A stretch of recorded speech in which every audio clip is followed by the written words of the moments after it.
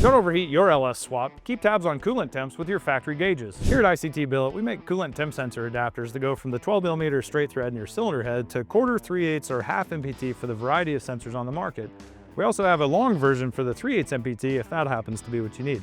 In preparation for this, you need to find the factory dark green wire for the coolant temp sensor. To verify that your gauge actually works in the dash, if you turn the key on and put this to ground, you'll see the gauge jump full peg. So now you know that everything between here and the dash is in good working order. Once you've verified that the sensor actually works, we can drop the coolant out of the system, pull the plug out of the rear of the passenger cylinder head, install our adapter and the sensor.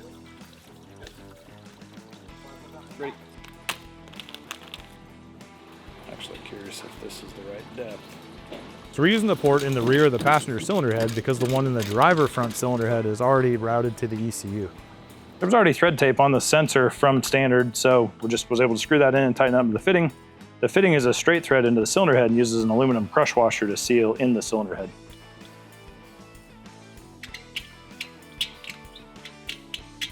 As I mentioned earlier, looking for the dark green wire running across your firewall. That's the OEM wire that goes to the factory gauge, so we found that, which is in a nice piece of loom. That dude tucked back in onto the sensor.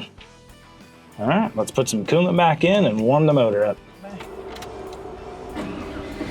Once the thermostat opens to prove that the cooling system's working good, we'll put the cap back on so it can build pressure.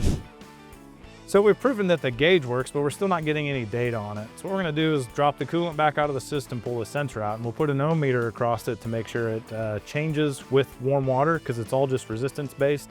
So we'll run it under the bathroom sink, make sure it actually works, and if it doesn't, we'll buy another sensor and try that instead. So sure enough, that other temp sensor we had was bad. The resistance didn't change when you put it under warm water. We went and got another one from the parts house. So if you watch here, turn on hot water here as if it was warm coolant, and check your resistance across the part.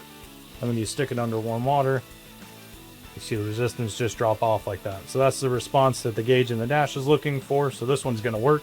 Let's head back out to the garage, screw this in, pop the system off, and finish this project up. All right, good news. You see how it's starting to flow across the radiator in there. That is, the thermostat's now open. We put a 160-degree thermostat in this deal. So we're up to 160 degrees now. Coolant's moving through the radiator and then back into the engine. So we'll put the cap on.